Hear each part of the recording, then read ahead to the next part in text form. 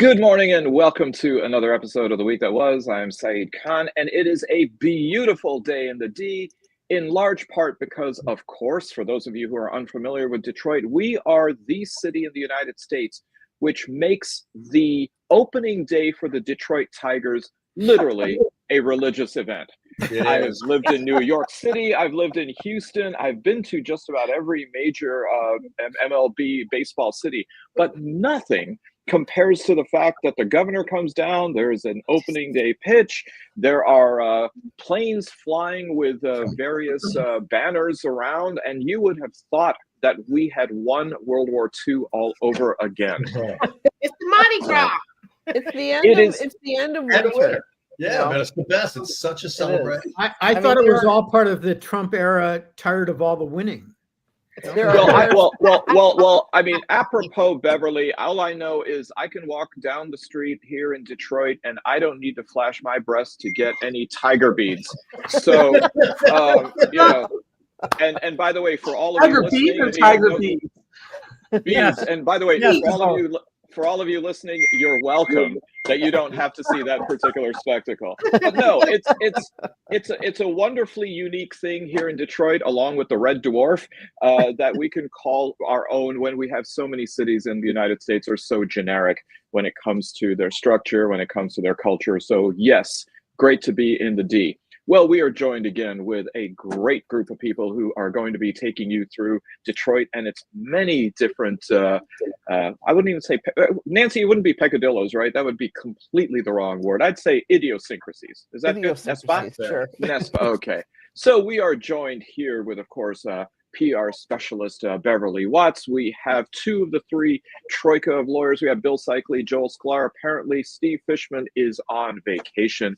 We have labor and community activist Barb Ingalls. We have veteran journalist Nancy Derringer, and of course, in his Puma out. Is that Puma or Slazenger, Alan? I think it's Puma. Okay, it's Puma. If you're familiar with the Costco offerings, they have an endless offering of Puma wear. The only samples I get are the ones I can eat there, Alan, so I don't know. But we have, of course, co-founder of Deadline Detroit, Allan Lengel. By the way, did you know that Puma and Adidas were both founded by brothers who hated each other? Which the Puma guy was anti-Hitler and the Adidas guy was friendly to Hitler. Wow. I was kind of learned today. So Puma and Adidas are companies that were formed by feuding brothers? Yeah. Wow. I did not know until I knew that. I only know that because I was standing in Traverse City one day and this woman came up to me and gave me a whole history. I was wearing Puma wear at the time. She gave me a whole history on the brothers. So okay. Isn't Traverse City another enclave like Argentina, Alan? I just only recently learned that Adidas was a German company. I don't know why I didn't know that. But it is. And I guess Puma too.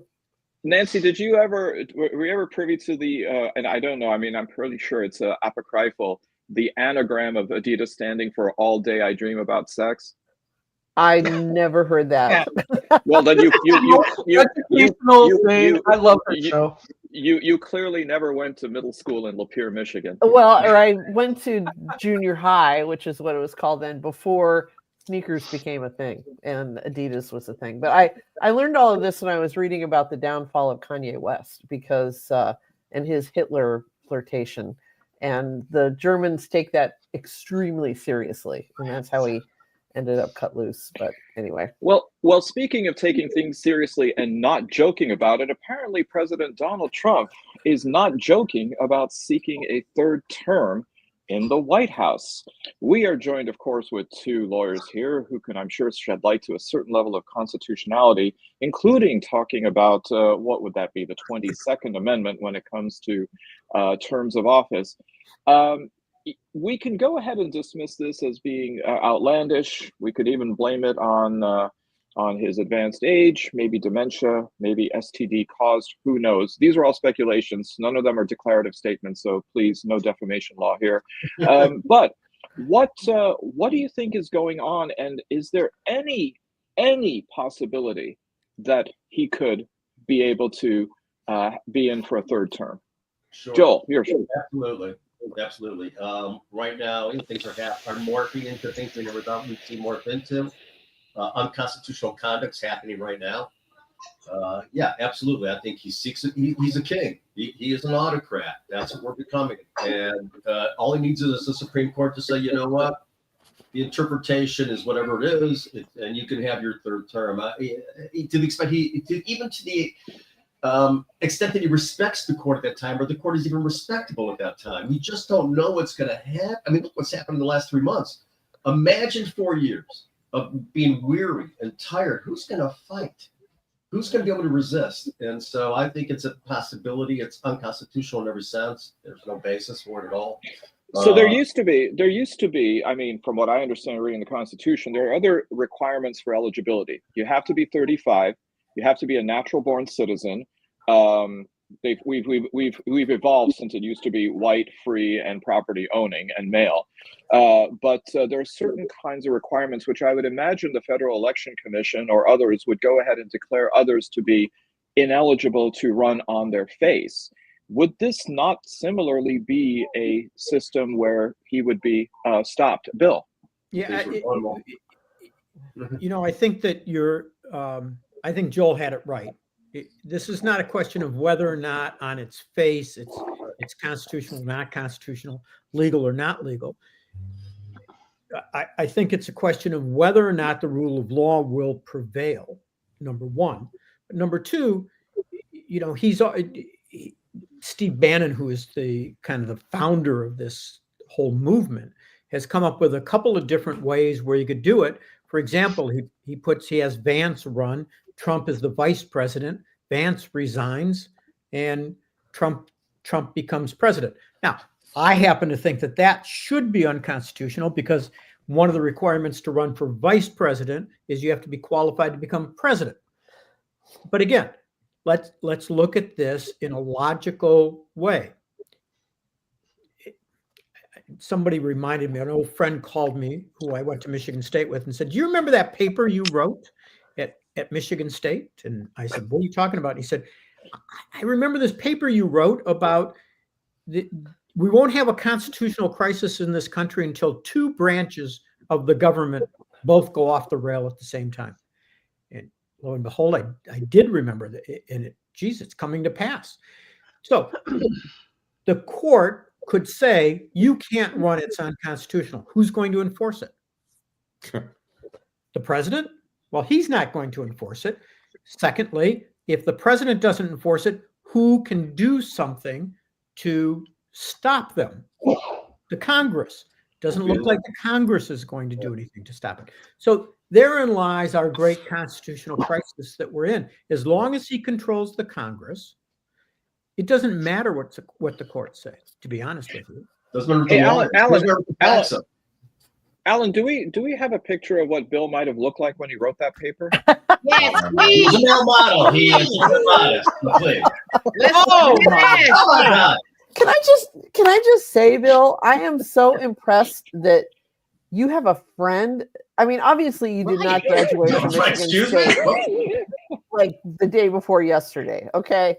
You have a friend who remembers not the papers that he wrote, but a paper that you wrote? I mean, what kind of weirdo what we used to do. Let me tell you what we used to do. We used to write these papers, and we got very high talking about them.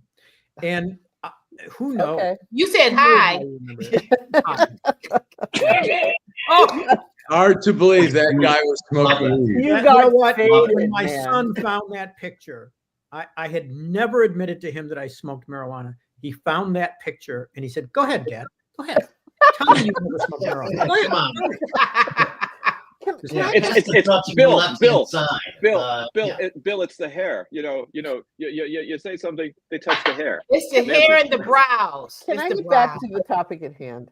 Yeah. First of all, I can't believe we're opening with this. I mean, based on what else happened this week, we're opening with what I consider to be a pretty frivolous topic.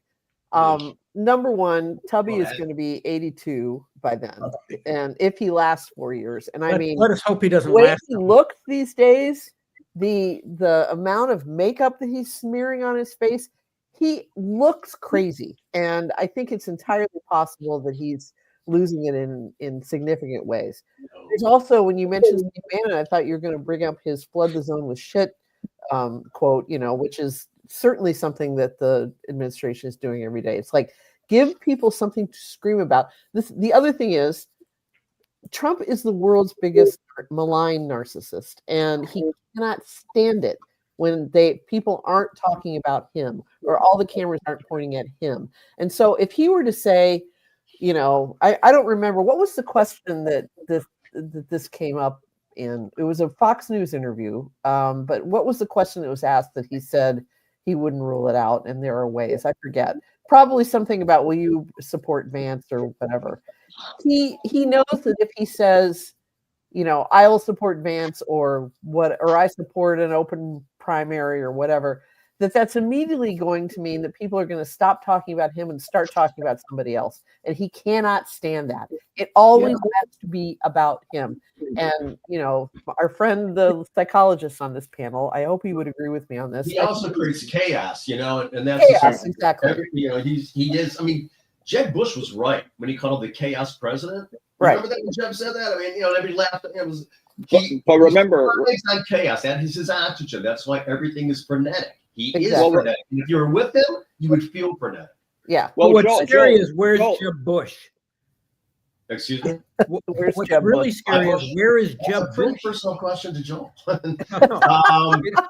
The question is, where is Jeb Bush? I mean, Yeah, absolutely. Call him out on this stuff. Silent. He's lying in a shallow grave. Yeah. No, I agree with Nancy that, when you think about in 4 more years, considering where he is now, that seems unlikely. However, I definitely agree with Bill. Who's going to stop him? It's going to have to be a force to stand up, and it can't be the quiet, choir that's out here now. So, but I do think the relevant point is this: does he plan on doing it? Yes, he does.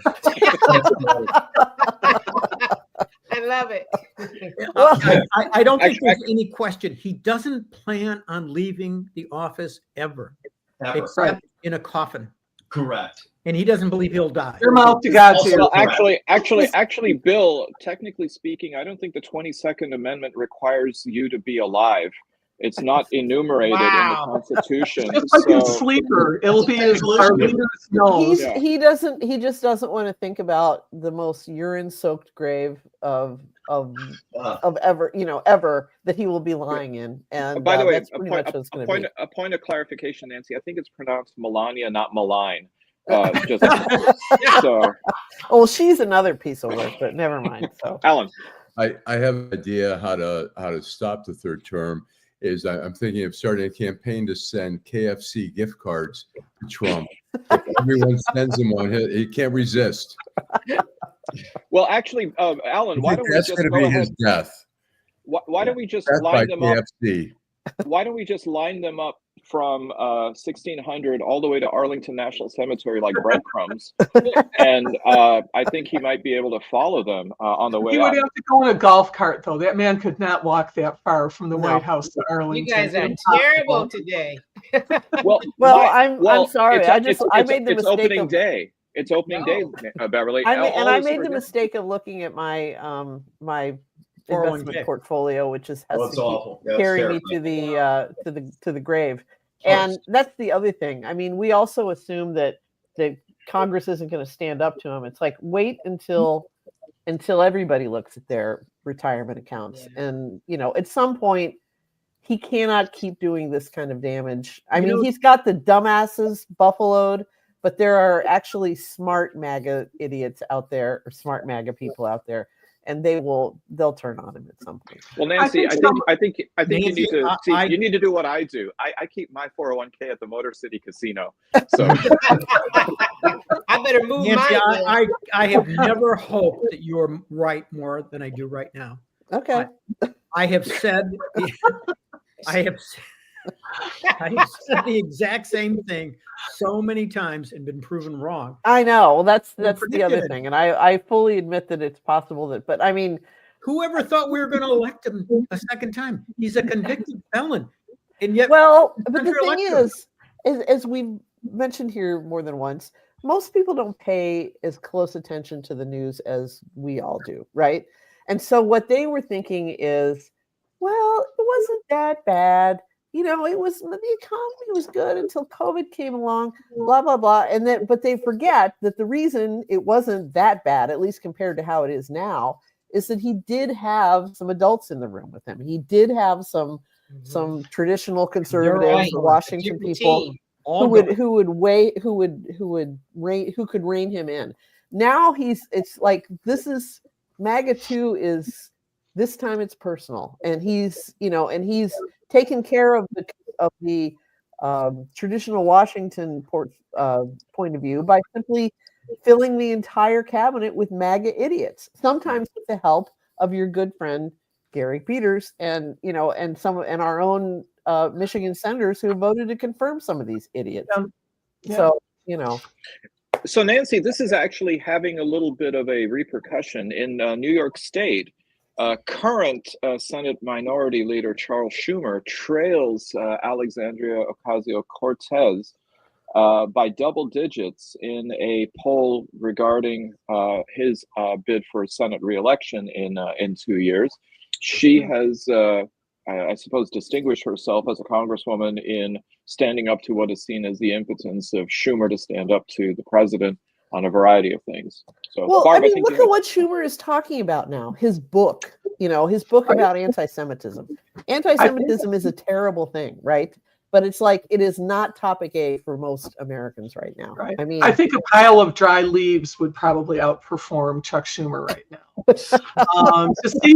To see when he showed up at Cory Booker, I thought they must have grabbed him and dragged him into the Senate. Oh, yeah. Well, what was that quote that somebody has in a book about that came from Schumer during the Trump administration, that soon the Republican Party will expel the turd of Donald Trump. Those were his words, and they'll be back to normal. And it's like, talk about not being able to read the room. I mean, that is only an institutional Washington point of view. I mean, who could live in this country and believe that? And I don't know when it was recorded, but come on. So speaking of Senator Cory Booker, he set a new record, surpassing that of former North Carolina senator who held the record before Strom Thurmond in giving the longest speech from the Senate floor, clocking in at somewhere around 25 hours, in which he certainly laid the cupboard bare on all matters regarding President Trump and the policies that he has wrought and wreaked havoc on the country and perhaps the world over the last 100 days or so. Thoughts and reflections about the speech? Beverly, would you have gone ahead and been up there for 25 minutes with a few bathroom breaks here 25 hours. How many 25 hours, bathroom breaks? No bathroom breaks. No, well, it depends. It really. Oh, literally, it depends. Can you take right? But I do have to say that I do recognize what he was saying, and it was about time. I think people really missed the mark if they thought that he was comparing that speech of what happened with Thurmond years ago or one particular thing. I was just excited to see that, someone was up there, taking a stand on multiple issues for that length of time. And hopefully that's going to spear some energy and wake folk up. I think it's just a one thread in a piece of piecing things together over time to maybe bring things and get that energy and get that momentum and get that strength that's needed now.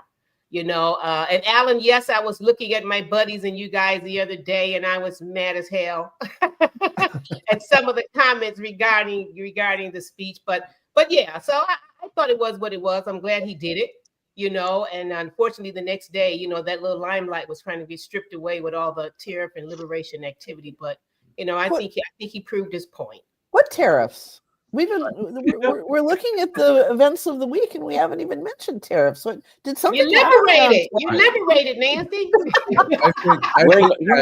I think the Cory Booker thing is a great thing to have, like a Depends commercial. Like, they'll be like, I didn't have to step down from this because of Depends. It absorbs. Well, I was just going to ask you. I watched snippets of it, but I didn't, sit for like an entire filling of the bladder. Are you allowed to take bathroom breaks when you're No. doing that? Yes. Yeah. Oh, No, are you you? are. You You you can yield the floor for Q&A, and so then people would be able to go. Oh, Yeah, really? yeah.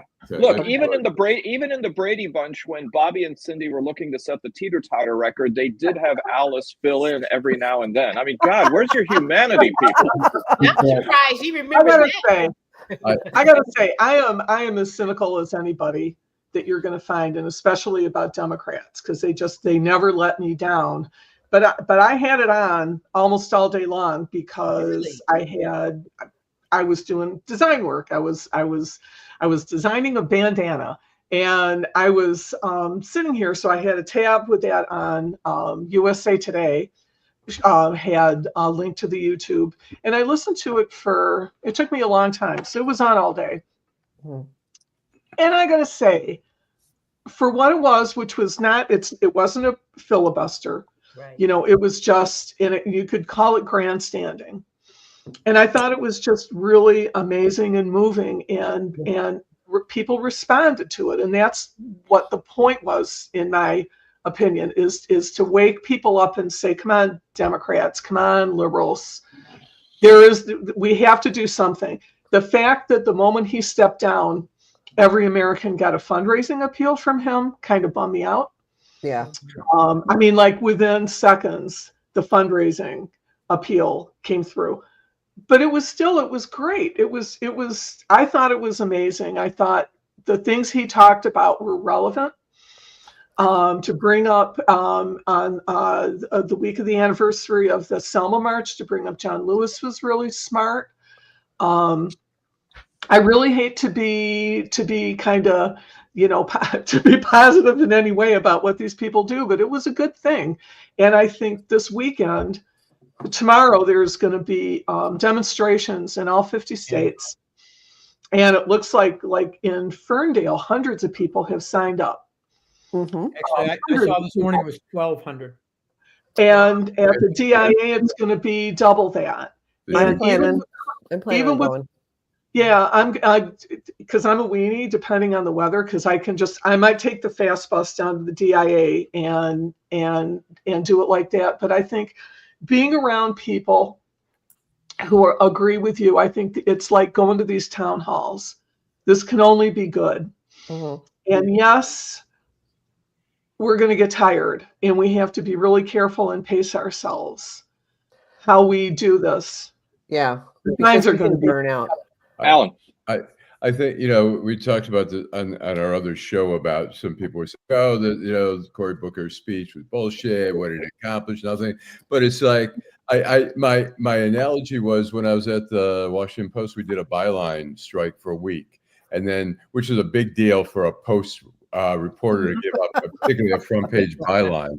I did actually that week, but and so the paper knew that wasn't going to do it. And afterwards, people were like, "Oh my God, we did a byline strike; it did nothing." So there's nothing. I said, "There's lots. You can't just do one thing here." Right. The fact that Cory Booker did something and tried to shout out that this is not normal times, and we are not going to treat this like normal times. That's one thing. And some people say, "Well, what did it accomplish?" Well, One thing. Okay. Many things. Made a record in the well of the Senate. That's important. Yeah. The civil rights movement had 1,000 songs about that one drop. I'm sorry. Go ahead. I think it did two things. One, it got people talking. People were talking about him doing that at a time when there was a lot of other noise going on. Exactly. I think that's a positive thing. Look, I think the cynical view really is it was his first step toward running for president. But so what? So what? At this point, so what? At a time in which Trump is turning this country upside down, we're coming up on 100 days, and I swear to God, it feels like it's been 10 years. Yep. But during that period of time, he got people talking about it. We need to do things that take the attention away from Donald Trump and put it on almost anything else. Mm-hmm. One of our commenters, Jill, just asked if anybody had designed protest signs for the events this week. and I actually asked some of my own readers for some suggestions. I wanted to do one that said, Elon Musk, stop using your child as a human shield. But I thought that was way too wordy. So what I came up with is choose DEI or support DEI. Don't elect idiots. And I think that's like to the point. I want to get, on the news, holding that one. So we'll see. But yeah. You want that visibility. Yeah. Well, so are we going to talk speaking, about tariffs, or are we? Will. Patience. Okay. But she's going to talk about everything day. But she has a game to do. You provide these wonderful segues, Barb. I don't know if you guys know this, but Kamala Harris popped up yesterday. Really? And gave a speech. Yes, and it's called "I'm Not Going Anywhere." And she spoke to a leadership summit for Black women in California, talking about her political future. It's on the Hill today. And I think, and this is the thing, is that everybody in this resistance, whatever you call it, we're looking for leadership in some way. Although the leadership has got to be us. I'd say we're the ones in charge at this point. But yeah, okay. Yeah, but I thought it was it's interesting because Tim Walz has been out there. God bless him. Yeah. Elon. Yes. That's our Elon nearly cried talking about Tim Walz talking about him. Does everybody know what we're talking about? The Tim Walz apparently was celebrating the collapse of Tesla stock, and Elon was on Fox being interviewed by some ass kisser, and he goes, who does something like that? Who takes joy in that? And I was like, evil. Evil. Well, Nancy, to be fair, Schadenfreude is not an Afrikaans word. Yeah. It's amazing. It is amazing that he takes that position. When you think about the fact that that Trump's press secretary every day, virtually every member of the cabinet gets up every day and says, well, sleepy Joe Biden and the Biden administration. And they can't talk about what they do. They only have to bash what other people have done. It really speaks to Elon's total disconnectedness with like what normal people care about. Well, one thing, Nancy, you should take some comfort and maybe Schadenfreude in is the amount of money that Elon Musk spent to try to impact the race for the seat in the Wisconsin Supreme Court. See how excited Nancy's getting? She's almost forgotten about the tariff talk. In the Wisconsin race, Susan Crawford defeated Brad Schimmel, who was basically Elon Musk's Manchurian candidate over there. There were two other special elections in Florida in District 1, where we had Jimmy Patronis defeating Gail Valmont to take over the seat that had been vacated by Matt Gaetz. And then in District 6, Randy Fine defeated Josh Weil to take the seat of National Security Advisor Mike Waltz. So not surprising given how heavily Republican those two districts were in Florida. But the Wisconsin race was an interesting one, particularly because of the amount of post-Citizens United money that was spent on that bill. Yeah, I think that the lesson we learned from both of these elections is important. Money can be a huge influence, but in and of itself, it's not necessarily enough. So in Wisconsin, Musk poured 20 million. How much was it? 20 million. 20 million. Yeah. $20 million into it. We outspent the Democrats outspent the Republicans. I think it was 5 or 10 to 1 in Florida. The money itself doesn't matter if the essence of the campaign is right. They weren't going to win Wisconsin. They were not going to win Wisconsin. And it was an ill-conceived attempt. We've seen this in Michigan. We've seen it all over the country. But that goes to much of what Barb has said many, many times.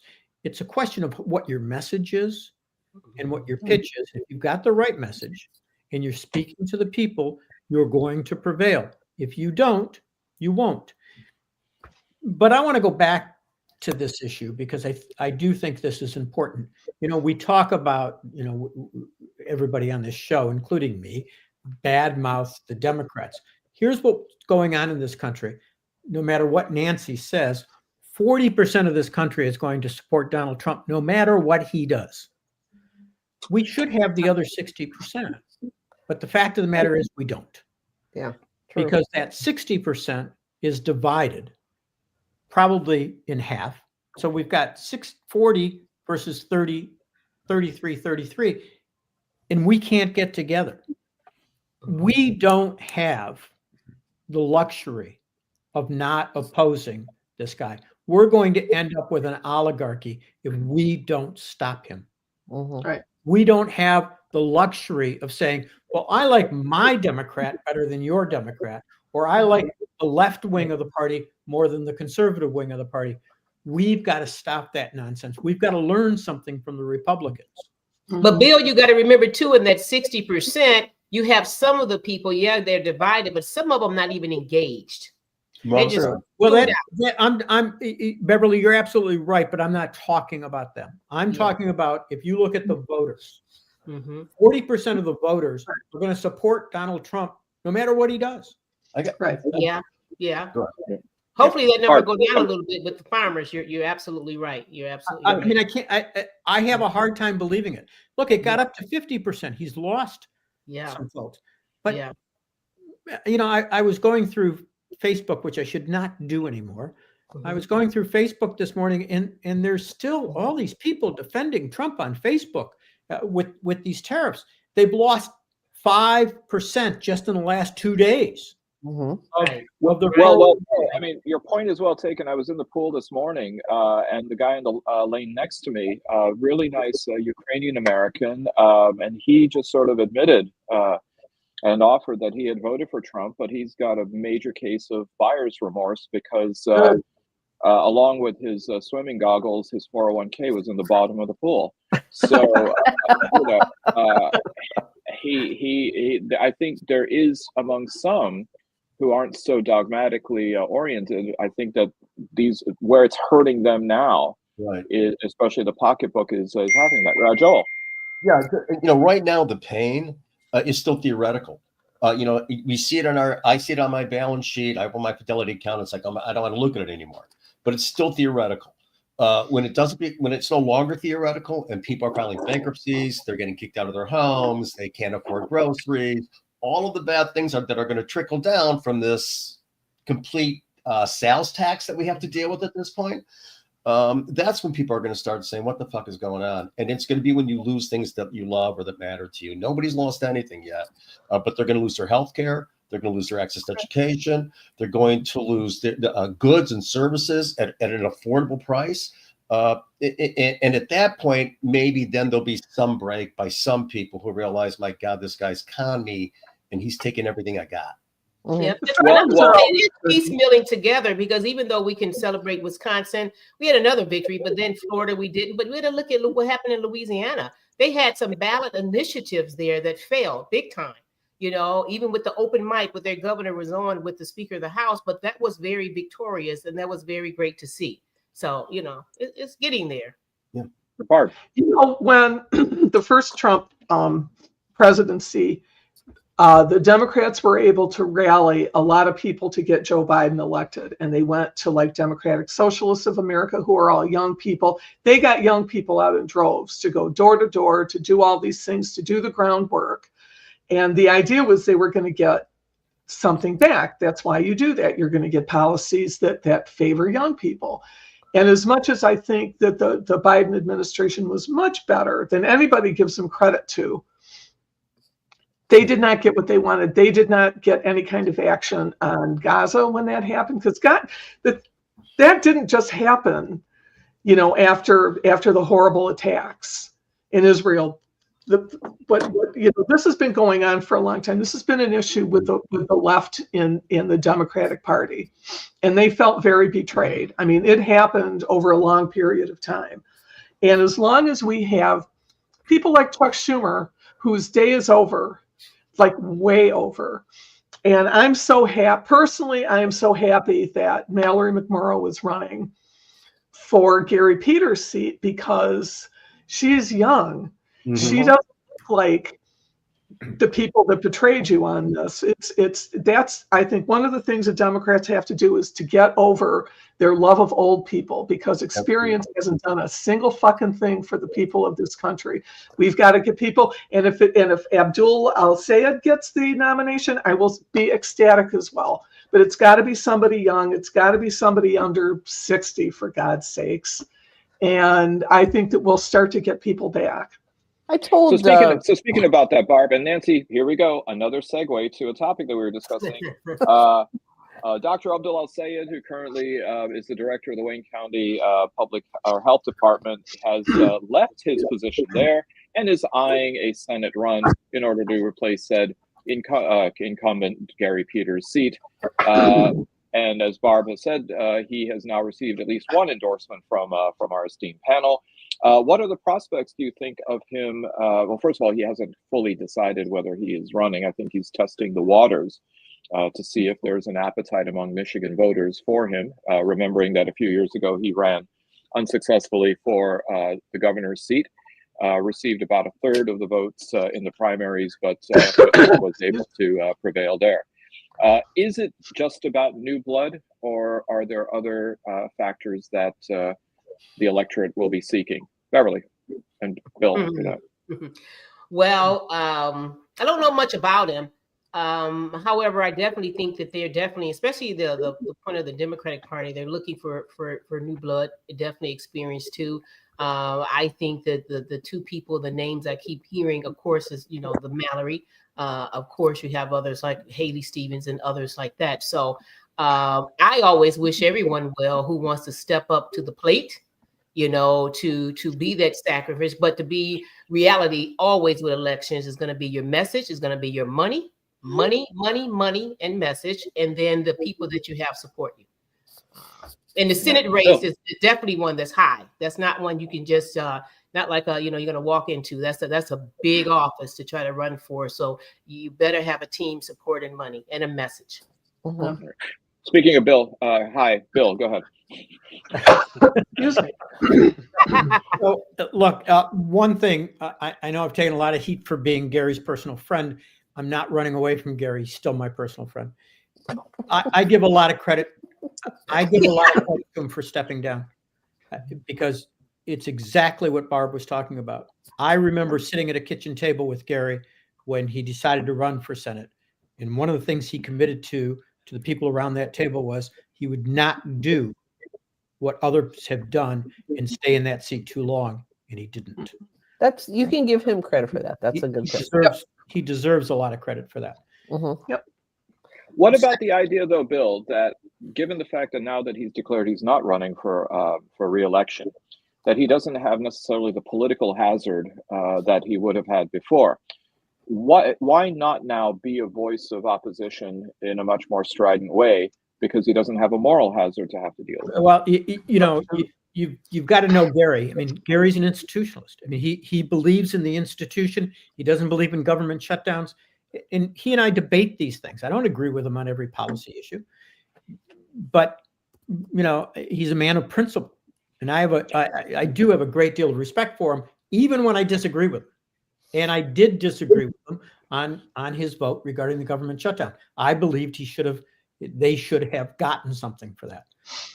But I'm not walking away from him, because I understand that he had a principled position from which he voted from. I will see what he does in the future. Well, we're not talking about violating institutional norms. I mean, no one's talking about storming the Capitol. I mean, they'd accuse him of plagiarism, but already been done. But there are mechanisms that can be. That's not how plagiarism deployed. works. But go ahead. Well, okay, you're right. You know what? I stand corrected. If he did it without citing Trump, then it would be plagiarism. Okay. Yeah, you're absolutely right. Well, okay. Now, let me build this up for you, Nancy. Oh, sorry, Bill. Go ahead. I'm sorry. Can we just finish with the senatorial race?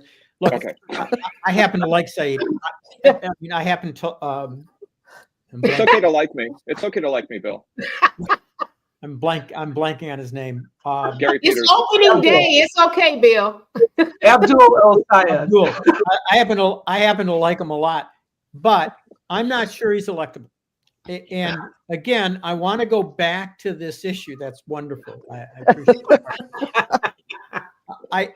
I want to go back to this position. The one thing that we cannot allow to have happen is this seat go to a Republican. Yes. We cannot allow that to absolutely happen. agree. We've got to elect somebody. We've got to nominate somebody who's going to be electable. And look, I'm very worried about how crowded. We haven't even talked about Rivet, the Congresswoman Rivet, who I believe is also going to get in this race. Who's that? It's going to become a very crowded race, and we cannot eat our young. We've got a deep bench. We've got to make some strategic decisions.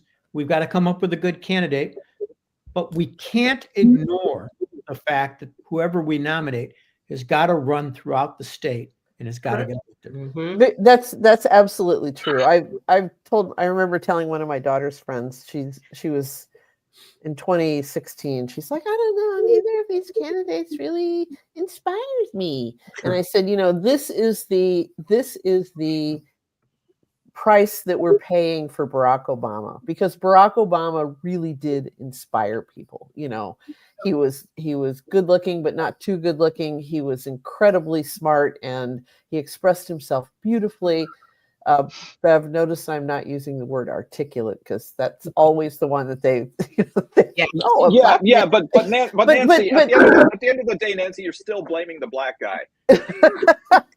No, what I'm saying is that not on Friday, not on Monday, not on Tuesday, not on Never. But politics is sometimes, it's almost always a lesser of two evils game. I mean, you just have to say, this guy or this woman is not, it doesn't do much for me, but I think they'll fill the seat in a appropriate way. And yesterday I was in Hamtramck over the weekend and I got stuck at a light behind a guy that had two bumper stickers. One said "Ceasefire now." Wow. How did that happen? I was trying to make the balloons happen. I couldn't do it. And the other said "Ceasefire now," and the other said "Jill Stein 2024." And I thought that is the classic liberal dumbass move there. It's like, well, I'm upset about Gaza, so I'm going to vote for this. I'm going to throw my vote away. And this is what we end up with is a guy who is happy to bomb Gaza to rubble and open a fucking beach resort. Don't you just hate long red lights? Don't you just hate that? Ram into one. I was behind a guy yesterday that had a bumper sticker that said "Anti-Elon Tesla Club," and he was driving a Tesla. It could have been worse, Nancy. The person could have sharpied in the number 8 over the 4, and just kept on going. Well, okay. For you, Nancy, let me give you an update. The Dow Jones Industrial Average is down 2.7% right now at a loss of about 1,100. The S&P 500 is down 3.25% today, down 175 points, and the NASDAQ is down 3.4% with a deficit of 554 points. But I don't know if you knew this. I am dragging this out as much as I can for you, Nancy. The origin of the word tariff actually comes from the Arabic word tarifa, which means rate. Now, your people are so they're so good at math. No, those are my people, not his. Can we get this ethnic stuff right? Come on, we need this Jeopardy moment. Come on. So he's not an Arab. My people gave you the 0. I do love you, Saeed. He's Saeed fucking Khan. Well, yesterday was Liberation Day, in case nobody noticed, because now the entire world is tariffs. This reminds me of Judd Nelson and Breakfast Club. He'll stand up, they'll stand up, it'll be anarchy. Well, maybe we are getting to that inflection point now, because the reciprocal tariffs that are being imposed willy-nilly across all countries. That. They're not reciprocal tariffs. That's Trump's term. we're tariffing places that don't tariff us, you know. Yeah.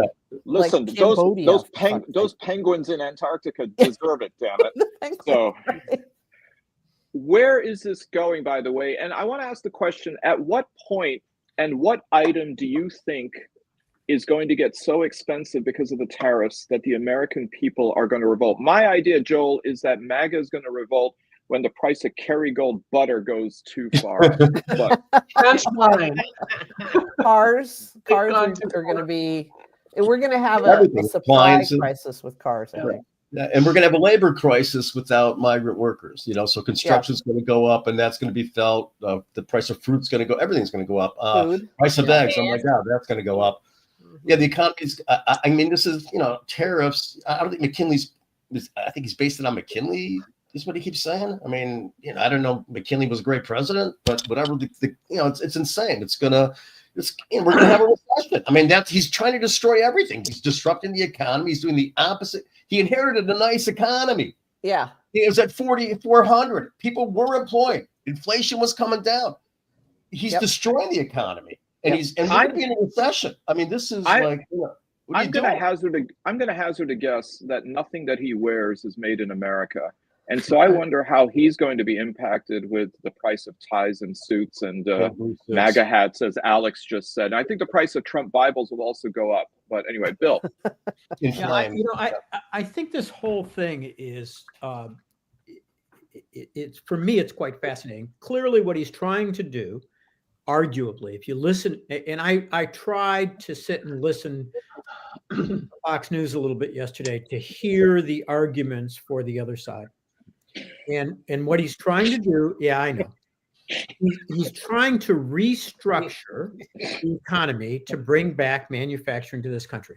Let's give the devil his due and say, that's the goal. That's what we want to accomplish. He also claims to be the hero of the working man.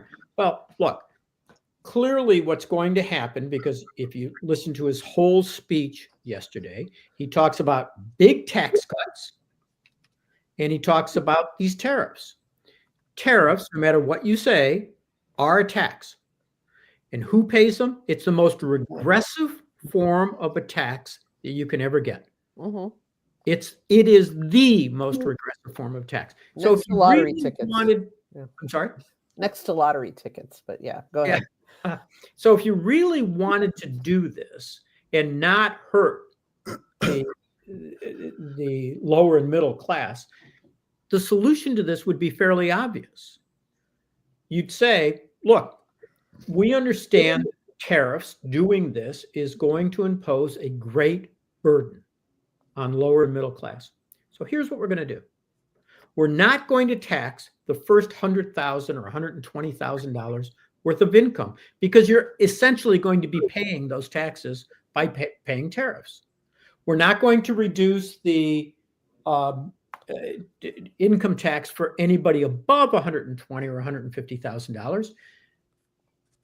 You people are going to pay, middle income and lower income are going to pay the taxes by paying the tariffs. We're going to continue to charge upper income both the tariffs and their income tax. And in 4 or 5 years, we'll balance things out after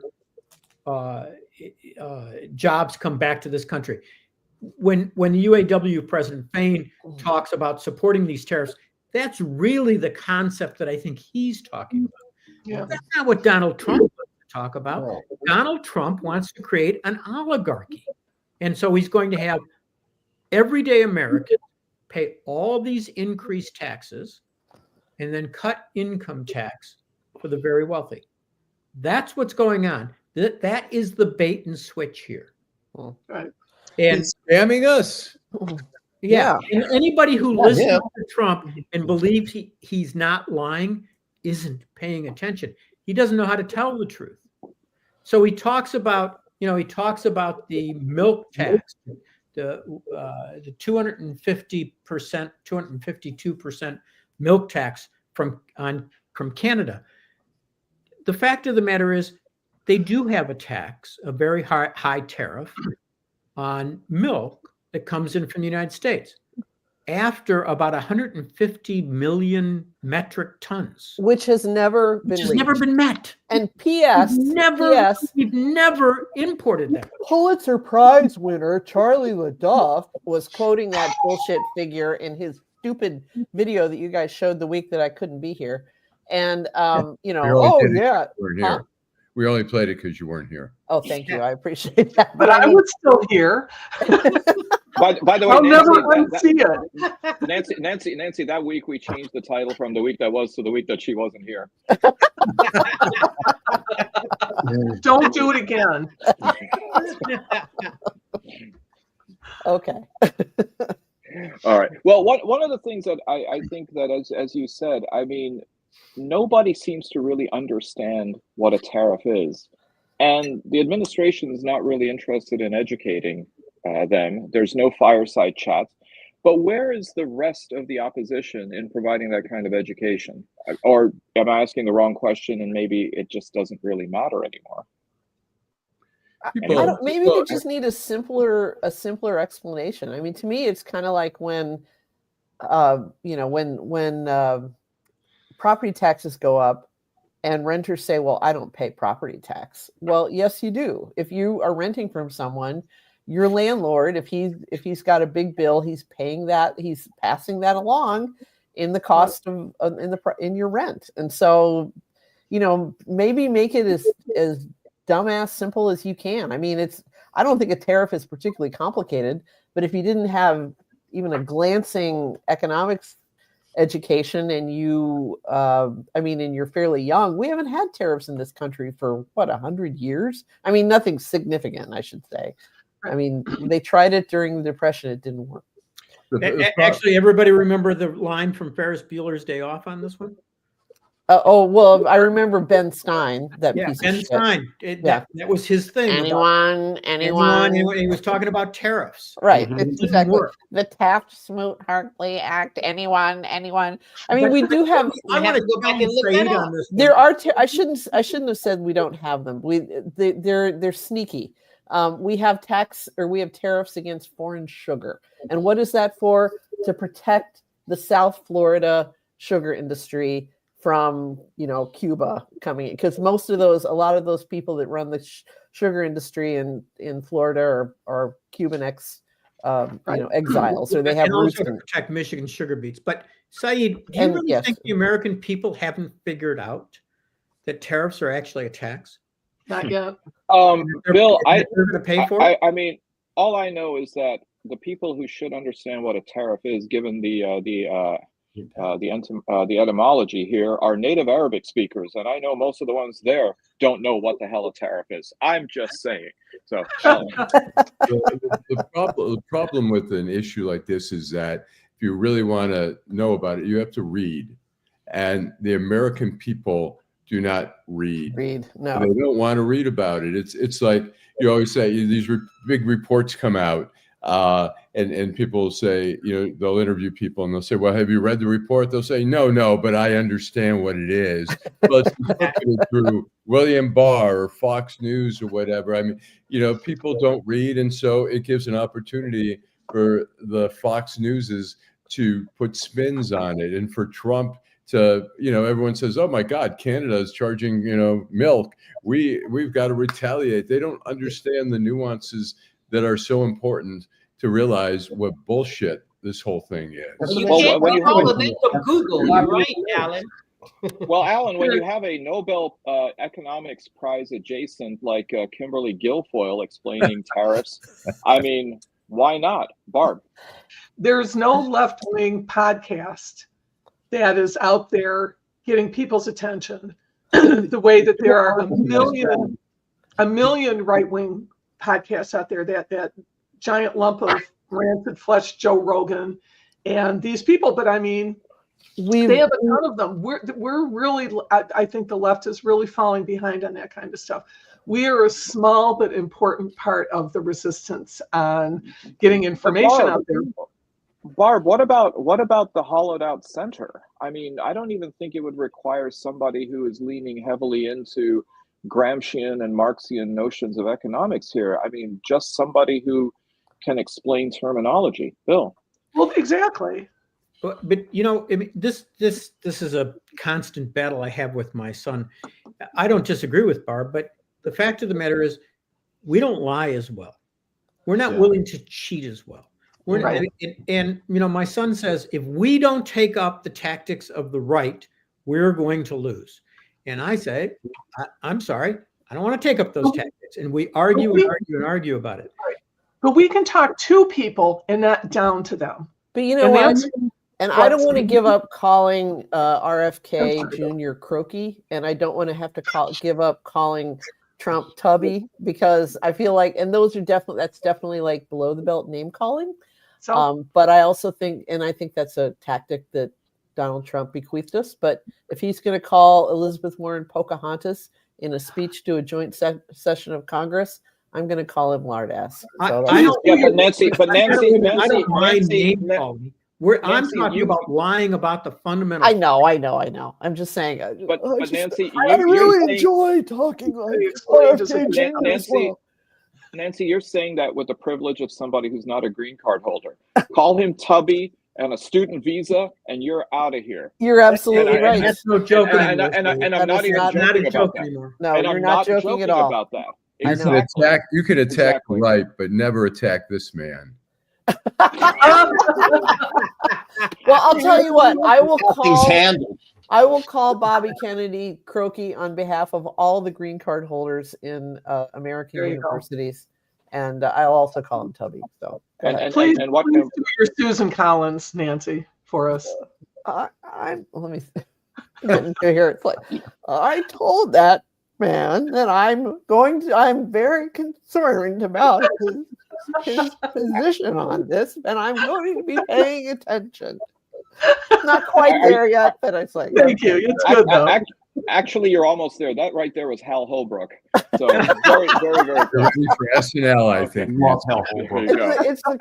Alan, let's go to our last segment. Downtown Detroit, Robert Wells, Schmuck of the Week. If you're wondering why we didn't have any advertisers today, that is because the week that was does not accept Elon Musk advertising. So and never will. Never will. Okay. Joel, who do you got for us? Okay, well, I got two things. One of the greatest insults of all time.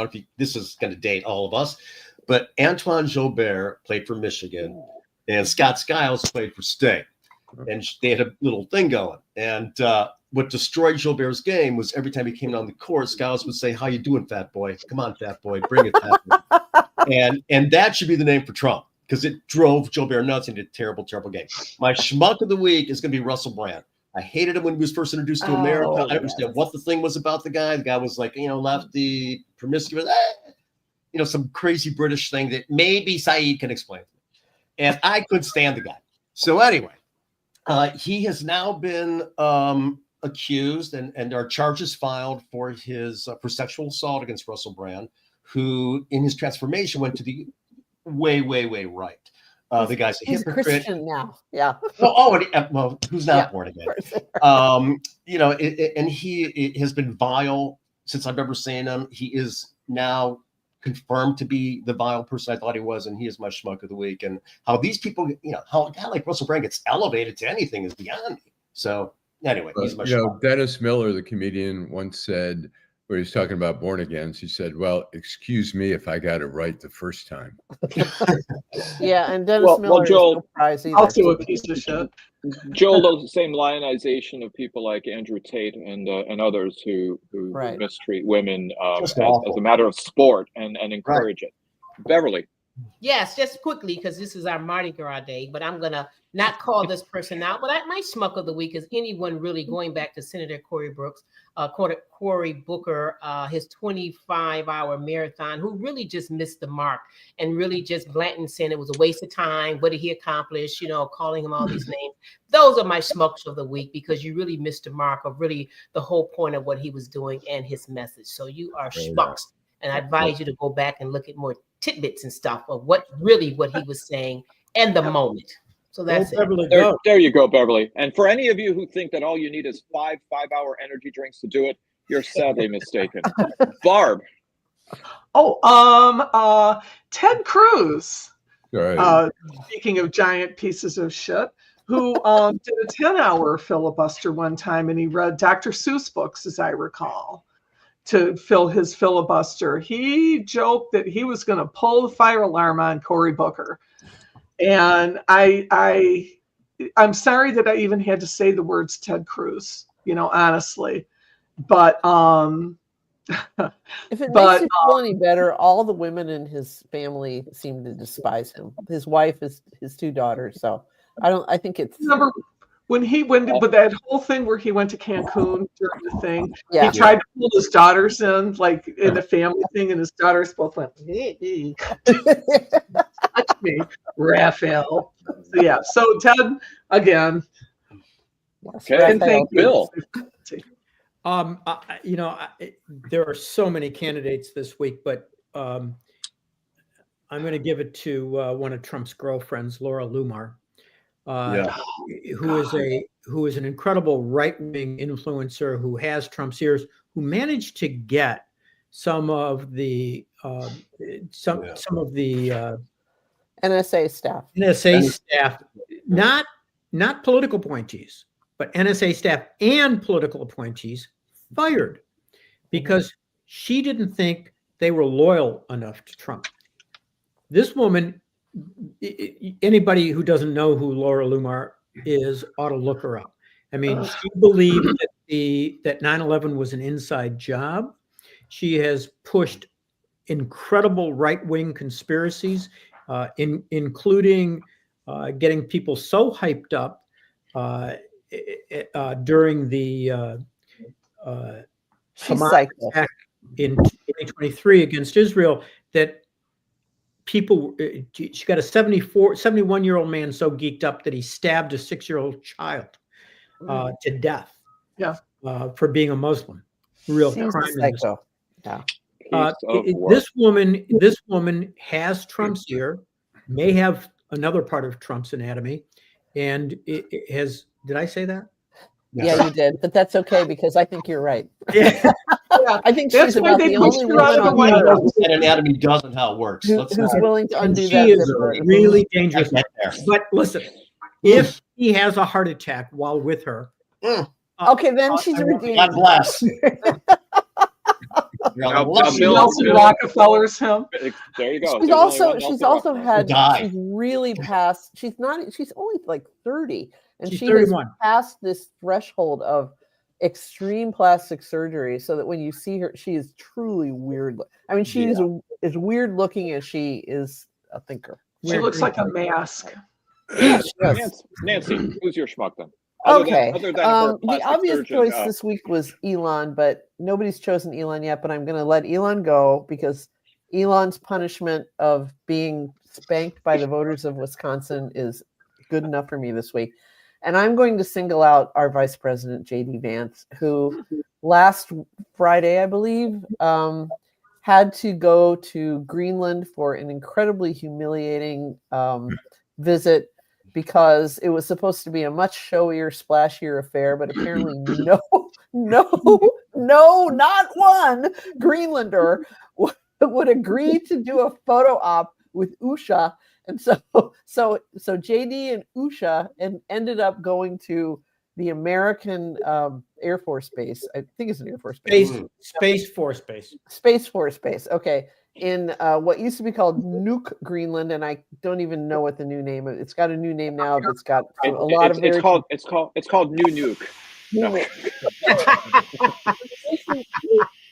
And then in the debrief or the press debrief afterward, on Greenland soil, he essentially threatened them with military action if they don't come around and allow themselves to be sucked into under the American umbrella. And I thought, as diplomatic dumbasses go, to go to a place that you're trying to, sweet talk into coming and joining us, and then to threaten military action while you were standing in that country, it takes a really high degree of schmuckitude. And I think just an icebreaker. Yeah, really. Take in a little bit. Yeah. So there. Allan. Shady thing. Amber, the White House Correspondents' Dinner, which is canceled. Comic Amber Ruffin, who's a writer for the Seth Meyers show, because they had told her you've got to take shots at both sides, and they got the indication that she was really going to rip Trump, and they canceled her. Which that dinner is such bullshit, anyways. It's so every year. I mean, I never wanted to try to finagle an invite there. You had journalists inviting; they would bring a guest. The guest might be a business writer from the Wall Street Journal, might bring the president of General Electric or the president or whatever. And it was such a fucked up thing. And now these people have lost sight of what their mission is. And they're saying, oh, we don't want to have, any political controversy there going after Trump, divisiveness or whatever, which is just total bullshit. The other is just a real quick shout out to Gene Robinson, the great columnist for the Washington Post, who's decided to step away because of the bullshit that Jeff Bezos has created the disgrace that Jeff Bezos has created there. And Jeff Bezos has no business owning the fucking Washington Post. No, it's sad. It's a great paper. By the way, Alan, the Correspondents' Dinner will never be as good as it was during the Obama administration. Yep. Because President Obama had the ability to laugh at himself, something Trump has no ability to do. Trump won't show up for them. Well, good. It'll make it a better dinner. Yeah. Oh, he showed up for the one where Obama roasted him. Oh, yeah. That was fun. Which apparently spurred him to run. And Seth Meyers was the one who was the host then, and he made some jokes about his hairdo and something. Yeah. It's really it's become a disgrace. I mean, it's the elitist journalists who have decided they're so important that they don't want to. Here's a guy who is fucking up our country, and they don't want to insult him and show any bias. It's fuck them. Obama had some great lines in his various comedy appearances. He was very funny. No, I do have to say this about this though. That you can't. It's kind of like what happened with the big law firms in this country. These journalists are afraid. I was going to ask you guys about that. I was going to wait until Fishman was here, but what the hell is going on with these law firms, which are supposed to be all powerful, bending the knee to Tubby? What's going on? They're hypocrites, and they're just motivated by money. Those firms. It's not the law. It's not justice. They're afraid of the funding. Nothing else. The truth of the matter is, Nancy, the worst part about it, in my opinion, the worst part about it is they have turned on one another. Yeah. So these law firms that are getting crosswise with Trump, as soon as Trump starts to go after them, the other law firms, rather than standing behind what they should, are raiding them. They're going after their associates and their business guys and trying to get them to come over to their firm. They have turned on one another. This is the worst part of capitalism. There are a couple of law firms that have stood up to it, and I applaud them for it, but not enough. The law firm that represents the Washington Post, I just wrote one of the attorneys who I used to deal with and complimented, and he just said, I can't believe what's going on there. But Williams and Connolly has stuck up and stood up against and the general law firm's another. They're a big firm with a lot of highbrow clients, and I give them hats off. Well, even Doug Emhoff, husband to former Vice President Kamala Harris, Wilkie Farr Gallagher capitulated, but that's because these law firms in D.C. operate mostly in D.C. as lobbying outlets, not as law firms. So that's part of the problem. Barb, you said that your other schmuck was Lauren Boebert for suggesting to change the name from District of Columbia to District of America. Yeah. She's one of my schmucks because she got Roger Stone and Oliver Stone mixed up in a congressional testimony about the assassination. That was so good. Yeah.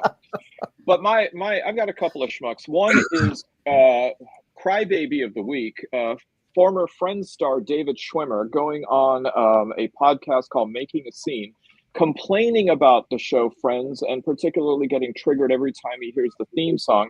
This, mind you, for somebody who is earning $1 million an episode, while the average annual salary for a SAG-AFTRA actor is 57,000, though most earn less than 26,000. Mhm. But my big schmuck of the week is actually the organization, the far-right organization known as Betar Worldwide, which even the Southern Poverty Law Center has declared to be an extremist Jewish organization. They posted that they, quote, "We have started identifying names of diaspora Jews we will recommend be banned from the state of Israel, and they said, we are glad Capo Norman Finkelstein, an academic who's been quite vocal about and critical of Israeli policies. We're glad that Capo Norman Finkelstein has been banned. Betar confirms we have added names to our ban list. Americans, Canadians, Latin American, French, and British Jews have been added. Betar has also taken credit for giving lists of protesters to the Trump administration, and it is believed that people like Mahmoud Khalil and others who have been rounded up by ICE and who are being deported have been done so thanks to Betar turning them in part because Betar on social media has claimed victory in this way. So the schmuckery continues on that. Amen. Yeah. Amen. There you go. Good Well, again, a peace sign from Bill from back in the day, and we know how he looked back in the day. Anyways, thank you all for another great episode of the week that was going through quite a bit of information there. Thank you, Beverly Watts. Thank you, Bill Seikaly. Thank you, Joel Sklar. Thank you, Barb Ingalls. Thank you, Nancy Derringer. And thank you, and with always the last word, Allan Lengel. Drive home safely. Thanks, everybody. Go Tigers. Go On opening Tigers. day. Go